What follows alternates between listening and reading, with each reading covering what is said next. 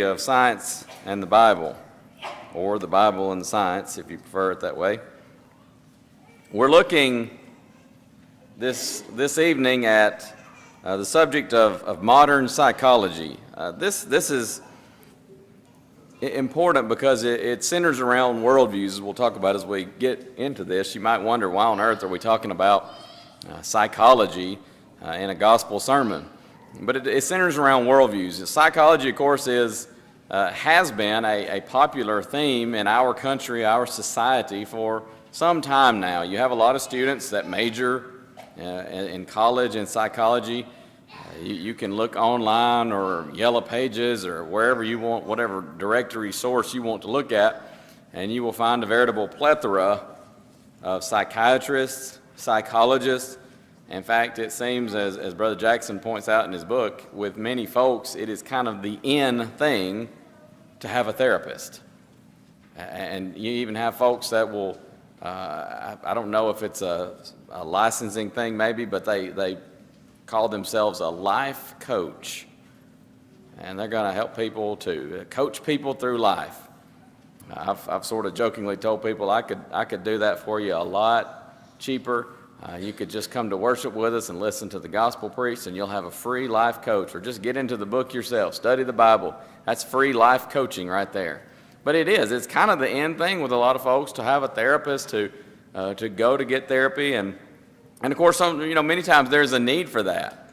But my point is, psychology is all around us, but modern psychology is so often, not always, and I want to give that disclaimer. I'm not talking about all psychology, but by and large, secular modern psychology, it is so far removed from a biblical worldview. In fact, it's based many times on a very anti-biblical worldview. And so we need to be careful about that. That's why sometimes when I will be talking to folks, and maybe there's a realization that here's someone who needs, sometimes people say, well, I want to come and I want to talk to the preacher. And I tell people up front, I make no claims to be a counselor. I make no claims to be a psychologist. In fact, I'm very upfront, tell people I can tell you what the Bible says. I can listen, but as far as being some kind of a licensed counselor, I'm not. I don't pretend to be. And so sometimes it'll go beyond and say, well, I think there needs to be some more serious, more professional therapy here, but I'm very careful. Or sometimes people in the congregation will say, could you recommend a psychologist or a therapist? And I'm very careful about that, because what will happen sometimes is you end up with a therapist who counsels you counter to the Word of God. And any counselor that does that isn't fit for much in the realm of counseling. And we need to understand that. We need to be aware of that. Some folks don't really realize the worldview on which it's established, on which it's based nowadays, and they go to a counselor and they get steered away. I've seen it even with members of the church get steered away from the faith by a so-called counselor. And all they're counseling them to do is to go against the will of God, to the detriment of their lives and of course, ultimately, if something doesn't change, their eternal destiny. And it's pitiable. It's pathetic, and we need to be careful about it. So that's kind of what we're looking at tonight. That said, let's get into our study. Psychology defined. The definition itself depends on your worldview. And this is where we get into what I've mentioned. What is a worldview? I suppose I should define that. What do we mean when we say worldview? It's literally what it says. It's how you view the world. When we talk about psychology, how you define it depends on how you view the world. Are you viewing the world through biblical lenses, or are you viewing the world through a humanistic lens? When we talk about humanism, we're talking about the idea that man is the measure of all things. That idea, humanism, suggests that psychology is the study of human and animal behavior. Now tell me this. What on earth does animal behavior have to do with human psychology? Nothing. Nothing at all, unless you're approaching it from a humanistic worldview. Because from a humanistic worldview, a human, an animal, the human is an animal. Humans, apes, dogs, rats, cats, bats, you name it. The only difference is the level to which that species has evolved. That's the humanistic view.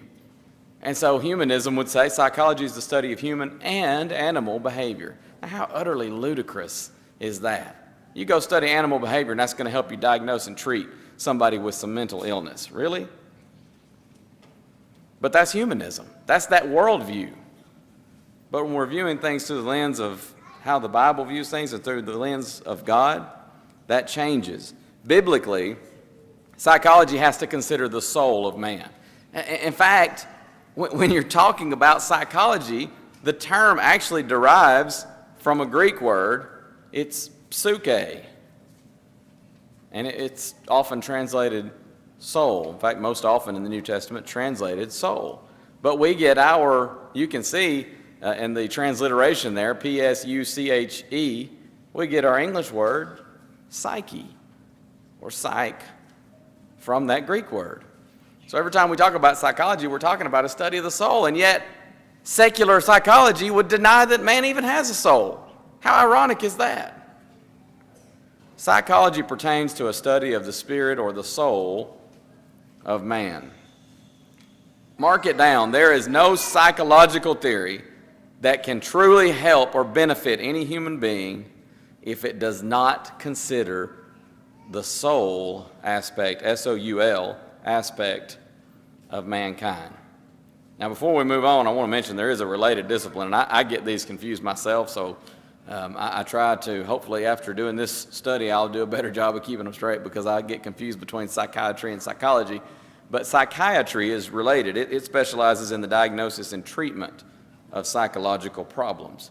So these two are related, but of course we're talking about psychology, but they're so intertwined that, again, that worldview applies both ways. So a lot of what we say tonight would apply either to psychology or psychiatry. But there's no psychological theory that can genuinely help if it doesn't consider the soul aspect of humanity. And so that's our next point. Man being a soul, again, that's S-O-U-L, soul creature, a spirit being, we might say. I like what Brother Jackson says in his book, The Bible and Science. He makes this statement: there is a vast, unbridgeable chasm that exists between valid psychology and that which proceeds from a humanistic ideology. I mean, it's an unbridgeable span. You cannot come at psychology with a humanistic worldview and get it right. You can't. Never will happen. And yet, if you come at it with a biblical worldview, that'll never jihad, as we sometimes say, with psychology from a humanistic worldview. They are just diametrically opposed. With that, we need to ask some questions. Does man possess a soul? There are certain, we mentioned that no psychological theory can truly help if it doesn't consider the soul aspect. And there are some questions within that we need to ask, and some of these we're going to cover in this. Questions like, do humans possess a soul? If they do, where did it come from? If humans possess a soul, okay, where does it come from? Not only that, questions like, what is the nature of the human soul, if there is a human soul? What is the purpose of the human soul?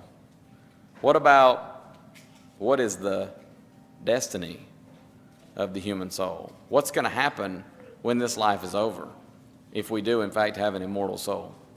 These are questions that need to be addressed when dealing with psychology. If you're not dealing somehow related with those, it can't be truly beneficial. So, again, first of those we mentioned, do humans possess a soul? The obvious answer, the logical answer, is yes. Logic demands a yes answer to that question. Logic would also demand, or really going along with that there's an entity within every human being that sets him or her apart from other biological creatures. Are apes alive? Yes. Biologically, are horses, cats, dogs alive? Yes. But there is an entity that sets humans apart. If someone kills an animal, in fact, it happens all the time now. There are folks, in fact, PETA and other organizations get their protests against killing animals even for food, they base those protests off a humanistic worldview. It's the idea that you're killing something that's on a par with a human being. But by and large, folks understand that's totally different. We don't kill humans for consumption. We understand it's wrong, and we prosecute folks who kill humans, period. Even in accidental death, sometimes a person may be negligent and end up being brought up on manslaughter charges. We understand there's something different about human life. It's the soul. That's what sets humans apart from the animals. Where does the soul come from then? If humans have a soul, where does it come from? Again, without getting into a whole other study and taking up too much time, the only logical answer is that it comes from an almighty creator. We've talked about some of this, in fact, just last month, talking about the amazing human mind. So again, I don't want to get too off track, but the only logical answer is that yes, man has a soul.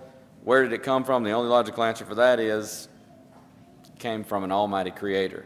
Let me read you this little Brother Jackson's book talking about the distinction of humans from animals. In his book, The Uniqueness of Man, not Brother Jackson's book, but this is a man named Julian Huxley. Perhaps you've heard of him, a renowned atheist. Atheist Julian Huxley, in his book, The Uniqueness of Man, acknowledged that since the days of Darwin, when mankind was viewed strictly in animalistic terms, the man-animal gap, as he put it, has been broadening. By that, he means that it is becoming increasingly difficult to view human beings as mere animals. Another writer says that, quote, the very fact of human personality carries metaphysical overtones. Man's psychological nature suggests something transcendent of which the psyche is but a partial reflection. You know, over and over again, you have atheistic writers even that go, there's this gap between animals and humans, and if anything, it's just getting wider and wider. And how do we explain that? What could possibly explain that? And creationists and those with a biblical worldview are standing over there screaming, as it were, hello? How do you explain it? It's called God created humans in his image. They have a soul. That's the difference. That's why there's such a gap between humans and animals. But sometimes the old saying is true. There is none so blind as he who refuses to see. Certainly it's the case many times with this atheistic humanism.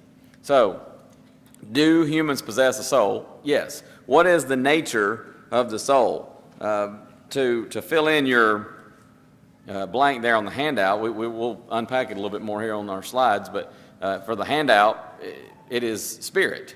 It's spirit nature. And that's just to point out that it's not material. It's beyond matter. So what is the nature of the soul? I want to understand, though, kind of along with this, that there are three ways, at least three ways, that the Bible uses this term soul. One way is what we would refer to as a synecdoche. Now that's a big, Brother Bland would say, Brother Billy Bland used to say he tries to stay away from those CNN words. That's kind of a big word, but it just means putting apart for the whole. By the way, there are different kinds of synecdoche. Sometimes you can put the whole for the part. But anyway, that's another, in this particular instance, we're talking about putting apart for the whole. 1 Peter 3:20, what does Peter say by inspiration? Talking about Noah's Ark, he says, wherein few, that is 8 souls, were saved. Well, their souls were saved, but their bodies were also saved in the ark, right? It's a synecdoche, part for the whole. Romans 13:1, let every soul be subject unto the higher powers. Now, if you get pulled over by a policeman for speeding, don't try to say, well, my soul is subject to the law, but, not my body, so I was speeding. That won't go over. You won't get away with that. But we understand it's a synecdoche. It's a part for the whole. That's one way the Bible uses this term soul. Another way is to denote biological life. Biological life is in any living creature, and we've talked about this with science in the Bible, and we've talked about biology. Genesis 1, in verse 30, it says that, talking about God, to every beast of the earth and to every fowl of the air and to everything that creepeth upon the earth, wherein there is life. Now in the Hebrew, if you notice that's in Genesis, so obviously it's not Greek. In the Hebrew, this word is, I'm not a expert on Hebrew pronunciation, but I believe it's something like nephesh. That's the English transliteration of it. It spells out something like nephesh. It may mean the spirit of man, the soul of man, or it may mean just simply life, the breath of life. We sometimes see that expression. And so that's what it is there in Genesis 1:30. In Acts 27:22, Paul, they're in the midst of this storm. They haven't seen stars or moon or anything for some time, and everybody's starting to get concerned. They're thinking, we're not going to make it home. We're not going to make it to our destination on this journey. And Paul announces to them in Acts 27:22 to be of good cheer. He says, there shall be no loss of any man's life. If you take out the italicized words added by the translators, literally he says, there shall be no loss of life among you but of the ship. We're going to lose the ship, but no loss of life. That word life there is psyche. It's the word for soul. But he's not talking about their immortal soul there. He's just saying nobody's going to lose their life. We're all going to live through this.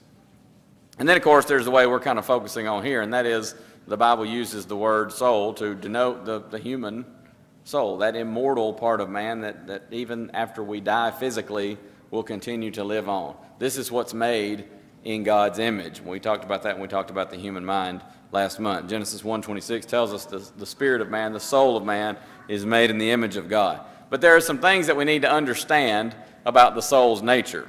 This could be, we could go a long time on this, but I'm just going to make these very quick. Number one, you need to understand the soul cannot be destroyed by the ending of your physical life.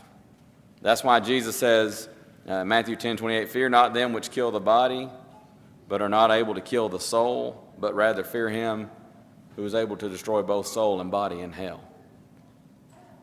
Mankind can take my physical life, but he can't do anything about my soul. You see, that's in the hands of God.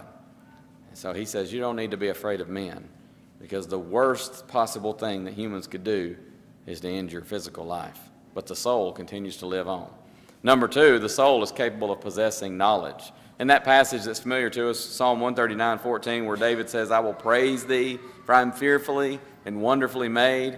He goes on, he says, marvelous are thy works, and that my soul knoweth right well. He says, my soul knows that. The soul is capable of possessing knowledge. In 1 Corinthians 2:11, Paul it's in the context of inspiration. He's talking about how God has revealed his mind to us. But in making this point, he says in verse 11, for what man knoweth the things of a man, save the spirit of man which is in him? His soul. His soul knows what he's thinking. And so the soul is capable of thinking, possessing knowledge. Not only that, we could say the soul is an entity of emotion. A lot of this we covered last month talking about the human mind. Just give you a few quick verses here. Job 30, verse 25, Job says, did not I weep for him that was in trouble? Was not my soul grieved for the poor? Daniel 7:15, Daniel says, I, Daniel, was grieved in my spirit in the midst of my body. John 12:27, Jesus says, now is my soul, psyche, now is my soul troubled. And later, one chapter later, in verse 21 of chapter 13, it says, when Jesus had thus said, he was troubled in spirit. And so the spirit is, or the soul, either one, is an entity of emotion. By the way, spirit and soul are quite often used interchangeably in Scripture, and so you'll hear me use them interchangeably as well. It's an entity of emotion. But moving on here, notice that modern psychology fails to see man as a soul creature. And therein lies the problem. Humanism sees the universe as just completely, utterly material, matter. In the eyes of humanism, the soul doesn't exist. But, common sense tells us there's more to man than matter. That's just common sense, right? I mean, there's self-awareness. We talked about this in last month's lesson. Apes don't sit around and ponder why they are like they are. They don't look back and study history, think about the future, plan for the future. Self-awareness. Is that material? Is that matter? It's not matter. It has to be mind. It's something that's beyond matter. Conscience. Again, we've pointed out before, animals go out and a lion on the Serengeti brutally slays an animal and begins to just rip it to pieces and eat it. He doesn't stop in the middle of that meal and say, man, I feel bad about that. That poor little fella, he was injured. I was picking on the weak one of the herd. I shouldn't have done that. They don't do that. They don't have any sense of conscience. No compunction of conscience whatsoever. That sets humans apart, but that's not material. That's not something that we could classify as matter.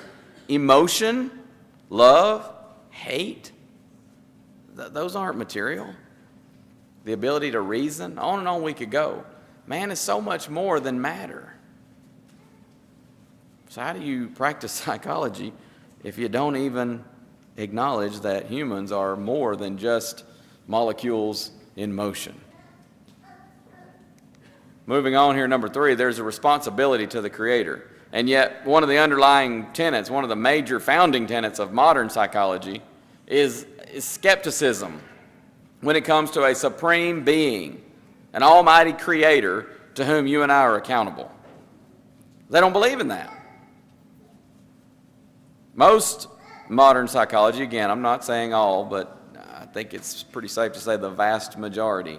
There are some folks out there that they do the studies to try to help people from a biblical standpoint. In fact, I know a few in the Lord's church that they studied psychology. They went through the classes to get the degree, but they don't ascribe to the humanistic worldview. But most modern psychology would say that man's universal religious inclination, by the way, and it is universal, the religious inclination of humankind. They would say, well, that results from ignorant personification of these inexplicable forces of nature. People just ascribed fatherly symbolism to these forces of nature, and so there you have religion. If you don't believe that one of the underlying tenets of modern psychology is this skepticism about the existence of a Creator to whom we are accountable, look no further than, you say psychology, and the name that comes to probably 99% of people's minds is Sigmund Freud. Sigmund Freud was an atheist. He was an atheist who said that religion was but an illusion. And he basically said what we got here under this subpoint, that, religion is just mankind looking at forces of nature that he didn't understand, didn't quite know what to do with that, and so he ascribes it to, well, that's the father of all mankind. But he said, religion is just an illusion. That's Sigmund Freud. That's one of the most influential figures in modern psychology. Many other dignitaries in the field also signed the humanist manifestos. There's Humanist Manifesto number 1. There's Humanist Manifesto number 2. Some of them signed one, some of them signed the other. Quite a number of them signed both. These manifestos both utterly repudiated belief in God. In fact, they actually I think it's Humanist Manifesto number 2 that makes the statement, ethics are situational and autonomous. That means it varies from situation to situation, and it varies from person to person. No objective standard whatsoever. It's the idea that you are the standard.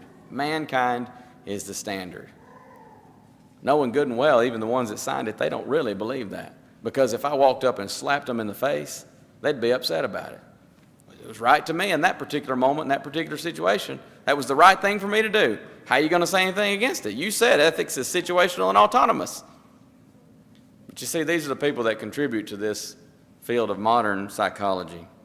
But the Bible is clear. There is a Heavenly Father. He's real. Jesus taught us to address Him in prayer as our Father which art in heaven. Hallowed be thy name. He genuinely cares for us, and He wants to save humankind. That's why the Bible tells us, John 3:16, for God so loved the world that He gave His only begotten Son, that whosoever believeth in Him should not perish, but have everlasting life. He's real, He cares for us, and He wants us to be saved. And as we sometimes sing, if I don't get to heaven, it will be nobody's fault but my own. Because God He's done everything to pave the way, to open the door for us to be saved. We just got to come to Him on His terms. There's a key point worth mentioning here, thinking about this idea of responsibility to the Creator. Don't miss this. When people renounce the very awareness of the very God who designed them, how can they possibly have a healthy view of humankind, let alone a view that is conducive toward mental health? God made us. There's so much evidence pointing toward that. In fact, that's been one of the main thrusts of this study, is to look at these particular subjects and see the evidence is all around us in every field of science that God is. But when you ignore God, how can you possibly have a healthy view of humankind? How could you possibly help someone dealing with mental health issues? How could you genuinely help them? Humanistic psychology, therefore, is a complete farce. Now, make no mistake. Chad is not, don't say, don't go home and say, man, my preacher said psychology is a complete joke. It's a complete farce. I'm saying humanistic, purely secular humanistic psychology. It is a complete farce. It's a joke. It cannot be of any value if it's not based on a biblical worldview. Let's talk about evolutionary presuppositions. Here's where modern psychology gets into trouble. The very definition of modern psychology, as we already noticed, the study of human and animal behavior, that ought to raise red flags with us. That ought to cause us to go, okay, hold on. Because, again, common sense would have you going, wait a minute, what does animal behavior have to do with human psychology? That definition lets us know it's grounded in evolutionary dogma.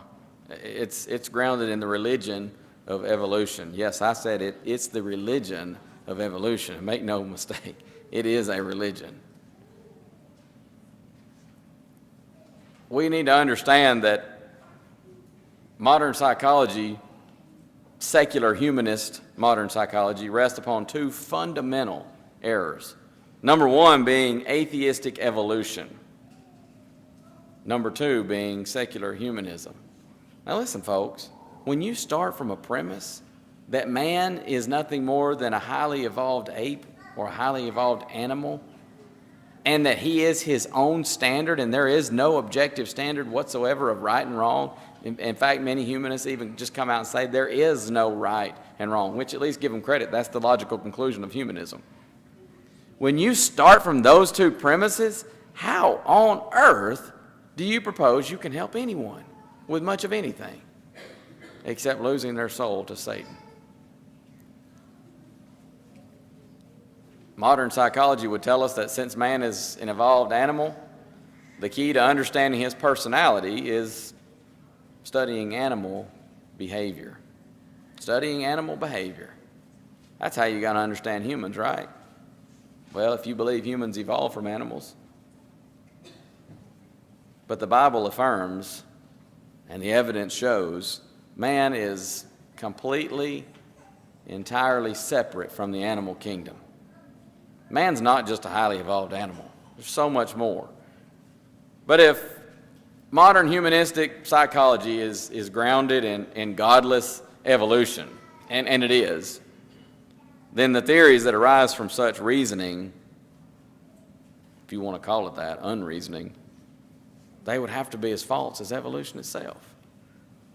And so you see a lot of damage done by much modern humanistic psychology. Let's close out thinking about human conduct. Human conduct. You see, one of the dangers of psychological theory is the significant role that it plays in either explaining or excusing man's conduct. Modern psychology would tell us, and it asserts, that human conduct is just a result of impersonal forces, environment, and especially over eons of time as it's developed. They would say things like, we're just the products of time and chance. You know, I actually had a brother in Christ. He was not a full-time preacher, but he called himself a gospel preacher. But he told me one time, arguing something that was against the Bible, and he said, well, Chad, you know, we're all just products of our surroundings. You know, that's humanistic worldview. That's humanistic psychology to make a statement such as that. I told that brother, I wasn't ugly about it, but I told him, I said, well, you know, wouldn't we all be better off if we stopped being products of our surroundings and start becoming products of the Bible, the inspired Word of God? But it's this idea that we're just products of time and chance. This thinking also results in no such thing as good or evil. It results basically in man as his own standard. And to give you more practical examples here, you have psychologists that sometimes will say things like, well, you might have somebody that says, well, I go to church and I'm just not real comfortable.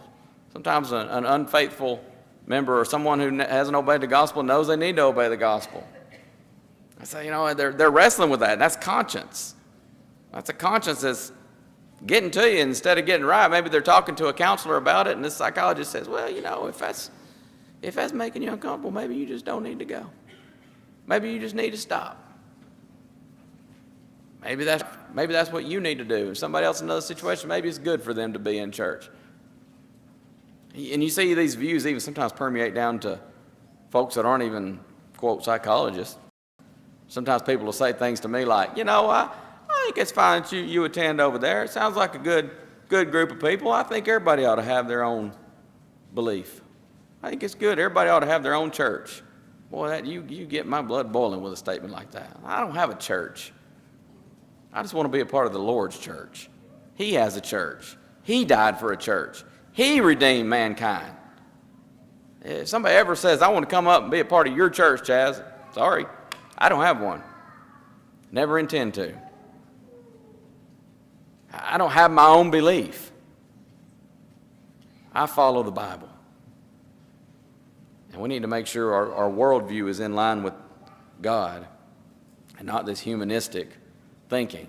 Contrast all this with the biblical view that human conduct is not just, a product of your surroundings or time and chance or environment.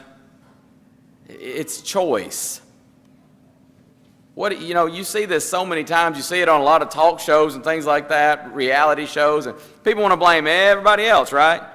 I'm this way because of mom and dad. I'm this way because of this. I'm this way because of that. And I'm not saying that some of that doesn't come into play. Don't get me wrong. But the Bible's pretty clear about this. You got a choice. And Ezekiel 18:20 says, the soul that sinneth, it shall die. The son shall not bear the iniquity of the father, neither shall the father bear the iniquity of the son. You are responsible for your choices. Not only that, the Bible is clear that bad choices, more appropriately termed sin, have resulted in numerous problems for humanity. I love what the wise man says in Ecclesiastes 7:29. Solomon found this out. He says, lo, this only have I found, that God hath made man upright, but they have sought out many inventions. That's it. God made us upright. But as we grow, we become accountable. What did James say? Every man is drawn away, tempted when he is drawn away of his own lust and enticed. When lust hath conceived, it bringeth forth sin. And sin, when it is finished or when it is full grown, bringeth forth death. It's choices. Human conduct is a result of choice, individual choices. Secular psychology says there's no objective source. There's no objective source of information to define or to address the difficulties of the human race. Now imagine that. You go to somebody and they're going to help you with difficulty. Maybe you're struggling with, it could be something like PTSD, it could be depression, it could be any number of difficulties. And this person's supposed to help you, but they don't even believe there's an objective source for help. We'll try a few things. Maybe this will help you. Maybe we'll tell you to go to church for a little bit and try that. Maybe we'll tell you to get out of church for a little bit and try that. They don't even believe there's an objective source. No thanks. I don't need that kind of help. That's not help.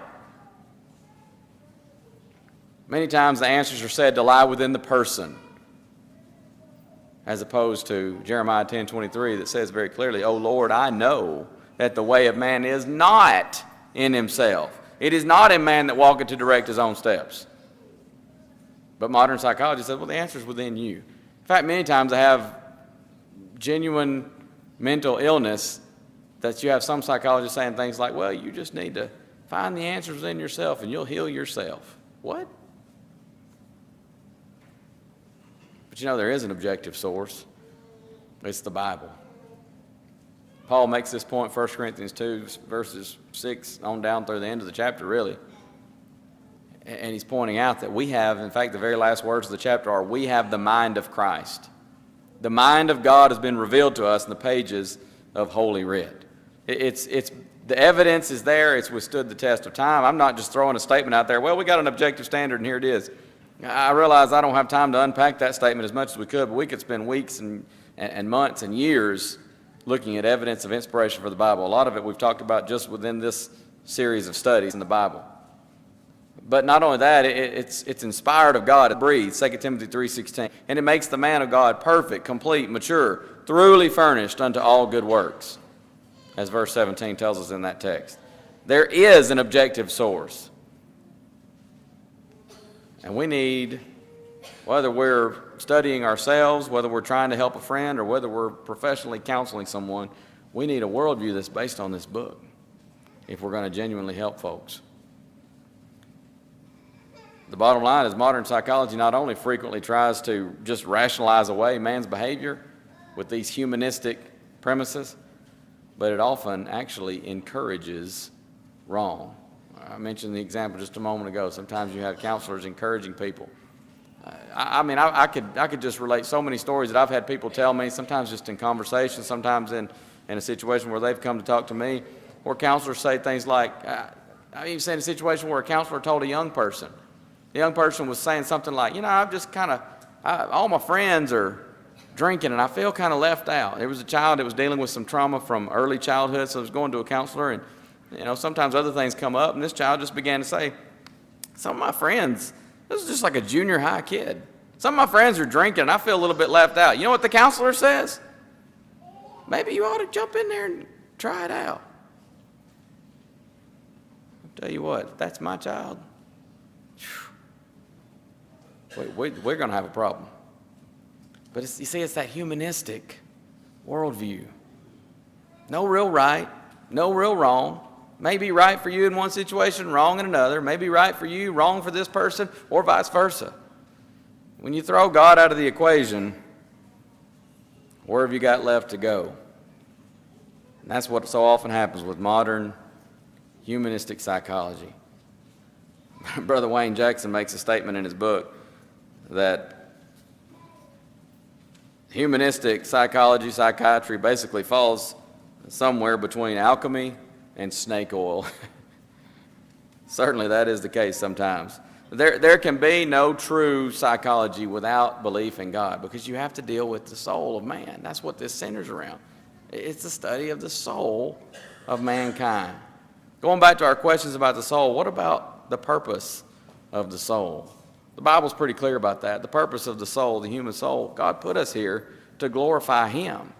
And if I approach any subject, whether we're talking psychology, biology, archaeology, geology, geography, you name it, from a standpoint other than glorifying God, then I'm off course already. What is the destiny of the soul? Well, that gets back to choices. It's based on my choices. I'm going to stand before God one day, 2 Corinthians 5:10, and I'm going to give an account for the choices I made. What's your choice tonight? Do you choose to obey God? Do you choose to be a faithful servant of His? That choice is up to you. If you're not faithful to the Lord, if you're not a Christian, we bid you, the Lord bids you. He invites you, and that's why we call it heaven's invitation. He says, come unto me, and I will give you rest. He says you can come and you can be made whole. But we are the product, not of our surroundings, not of eons of time or just chance and time in general. We're the product of our choices. What's your choice tonight? God loves us, and He wants us to be saved. What is your choice? Heaven's invitation is open as we stand and sing.